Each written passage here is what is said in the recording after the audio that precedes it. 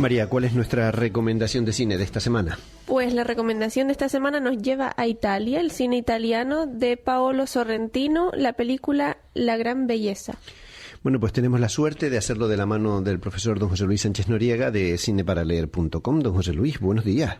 Hola, buenos días, ¿qué tal estáis? Pues no sé si más fresquito, ¿no? Me parece que no. Usted está más fresquito que nosotros. No, sí, aquí estamos más frescos porque la verdad es que Madrid por la noche, ahora en invierno, pues efectivamente hace frío y por la mañana también, claro.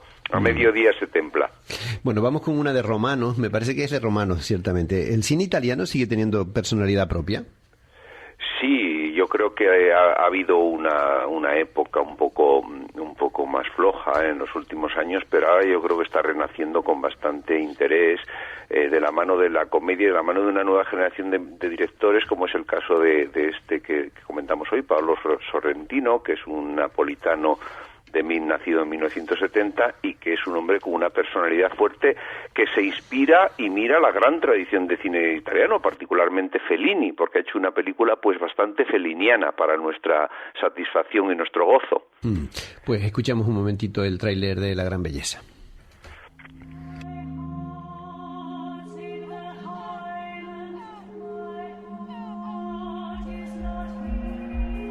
Cuando llegué a Roma a los 26 años, me precipité demasiado rápido, apenas sin darme cuenta, a aquello que se puede definir como el remolino de la mundanidad. Pero yo no quería ser simplemente un hombre mundano. Quería ser el rey de la mundanidad. No solo quería participar en las fiestas, quería tener el poder de hacerlas fracasar.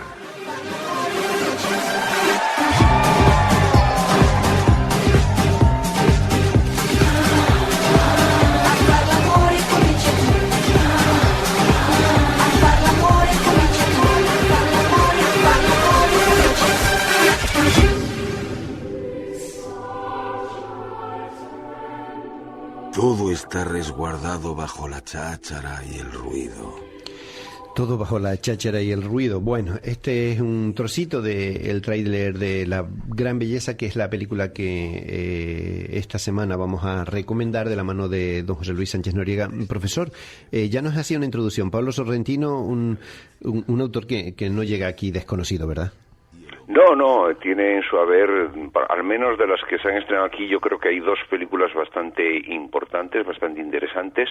Una era el retrato que hizo de Giulio Andreotti en Il Divo, una película reciente, estupenda película porque era un análisis pues de ese poder permanente, ¿no? De esos políticos que son supervivientes a cualquier situación y que han hecho del poder su objetivo, es decir, no del servicio o no de una tarea política que puede ser y debe ser muy legítima, sino que es mantenerse en el poder en cualquier circunstancia y manipular o saber moverse entre los círculos de apoyos, etcétera.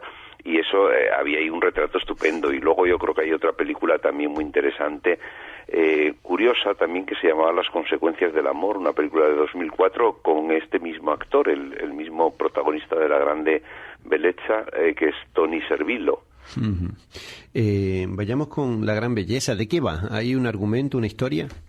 Hay más que un argumento, es como un gran fresco conducido, o el hilo conductor es el personaje protagonista, este Jep se llama, que es una especie de, bueno, es un periodista, diríamos, muy influyente, casi es el mismo personaje que había retratado Federico Fellini en La Dolce Vita, que interpretaba entonces Marcello Mastroianni, y aquí es este personaje que está, digamos, circulando por la noche de la ciudad, ¿no? Por las fiestas, por los desfiles, por los mentideros, y entonces este personaje sirve para hacer como un retrato de la vida de la ciudad, de esa clase social, de esos pseudointelectuales, ociosos, vividores, en fin, y en el fondo yo creo que bastante un retrato de cierta espuma de nuestra sociedad, de cierto sector que hay en nuestra vida cotidiana, sí. En su crítica lo califica de cine posmoderno, ¿por qué? Sí, porque no hay precisamente una historia con planteamiento, nudo y desenlace, sino que es una película muy híbrida, tiene elementos muy de tragedia, tiene elementos de absoluta comedia, hay un montaje donde alterna tiempos, donde mezcla realidad y ficción o realidad y recuerdo, es decir, entonces esa condición de mezcla, de híbrido, de géneros distintos, de retrato, diríamos, como un gran fresco con brochazos, etcétera, eso es muy propio de este cine que podríamos llamar posmoderno, efectivamente. ¿Cine que da que pensar? Sí, yo creo que es una película, vamos a ver, yo creo que al final uno cuando va al cine a veces va con la única pretensión de que aquello te entretenga, de que te divierta, etcétera, pero luego hay películas donde uno dice, bueno, ¿qué me ha querido decir el director? No ya contar, sí, porque lo que cuentan las películas es fácil de identificar, pero a veces por detrás de la historia, por detrás de lo que cuenta, uno tiene que preguntarse, ¿qué me ha querido decir? Y ahí yo creo que hay que distinguir perfectamente entre los directores que tienen algo que decir sobre, en definitiva, sobre el mundo, sobre el ser humano, de otros que no tienen nada que decir o que lo que dicen es muy elemental. Y yo creo que Paolo Sorrentino tiene algo que decir, es decir, tiene un discurso y hay ahí pues una reflexión sobre la búsqueda del sentido de la vida, nada más y nada menos. Es decir, que por detrás de este personaje donde nos habla del arte, por ejemplo, hay una estupenda, una cosa muy bonita en la película, y es la contraposición entre las formas de arte actual, a veces un poco estúpido, por ejemplo, o narcisista, con ese personaje que ha hecho una exposición sobre las fotos que se ha hecho a sí mismo a lo largo de 30 años de su vida. Entonces son todo autorretratos y es todo una foto diaria, ¿eh? Entonces, por ejemplo, entre esa forma de figurar un arte actual que es muy narcisista y a veces un poco ridículo, y él lo contrapone pues con las obras de Bramante, del Renacimiento, de la búsqueda de la belleza, ¿no? Entonces yo creo que Sorrentino es una película, además yo la recomiendo ver más de una vez, ¿eh? Yo la he visto 3 veces, la última ha sido este miércoles pasado, donde por cierto me encontré en el cine con el humorista Pedro Ruiz y contó que él también era la 3ª vez que la veía la película, o sea, casualmente, ¿no?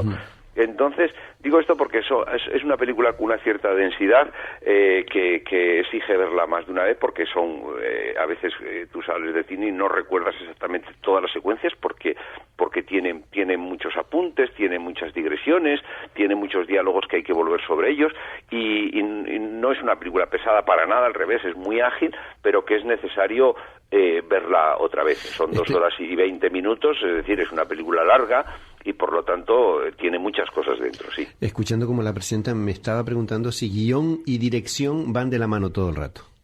Sí, por supuesto, porque es una película de guión, es decir, es una película donde tiene una densidad de los diálogos, etcétera, pero no es una película literaria en ese sentido, una película que se delimita al revés. Es una película visualmente muy atractiva, es una película con una puesta en escena, con una búsqueda, por ejemplo, la terraza donde vive el protagonista, que da nada menos que la plaza del Coliseo, es decir, están en la terraza por la noche y ves iluminado al fondo el Coliseo, es decir, es casi un viaje por Roma la película, es decir, visualmente es muy muy atractiva, y luego yo creo que también tiene una banda sonora espléndida, tiene una música maravillosa con piezas pues desde, por ejemplo, tiene fragmentos del Requiem de Preissner, que es un compositor polaco, el compositor preferido de Kieslowski, tiene un fragmento de la sinfonía de Bizet, la única sinfonía que compuso Bizet, es decir, tiene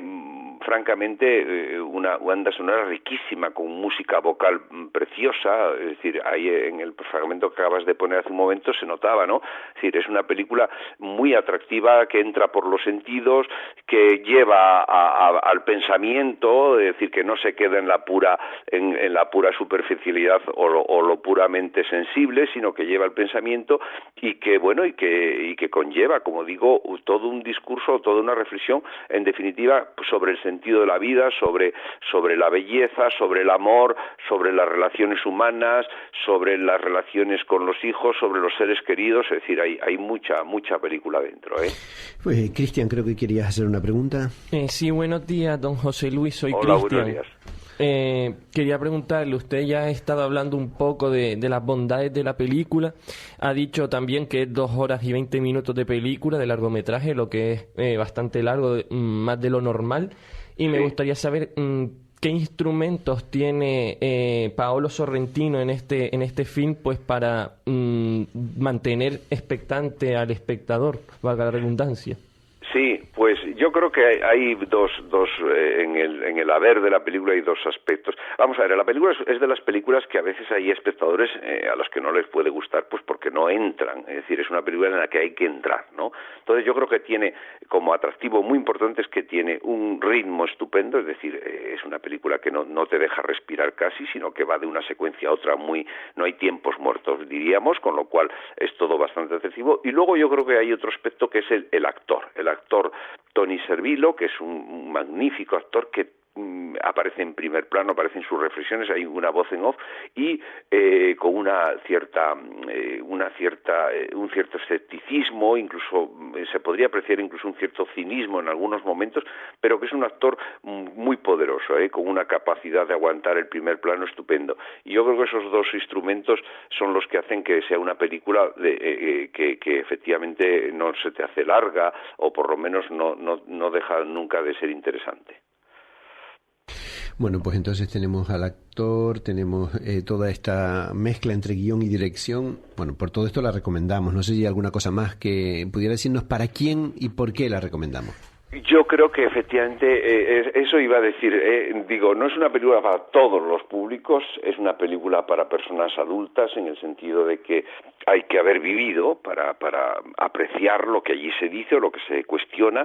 Es de las películas que yo creo que, por ejemplo, para gente muy joven pues no van a entrar, no les va a interesar, no van a sintonizar con el mundo propuesto, pero luego habrá personas un poco más maduras que seguramente pues la disfruten, incluso a veces incluso les incomode, pues porque la película a veces es dura en lo que plantea y en el modo de plantearlo, pero en cualquier caso yo creo que es una de las películas más interesantes de este otoño e invierno, de esta temporada, y que merece la pena verla. Don José Luis, muchísimas gracias y hasta otra ocasión. Gracias a vosotros, un saludo muy fuerte, un abrazo. Que pase buena Navidad. Y gracias igualmente.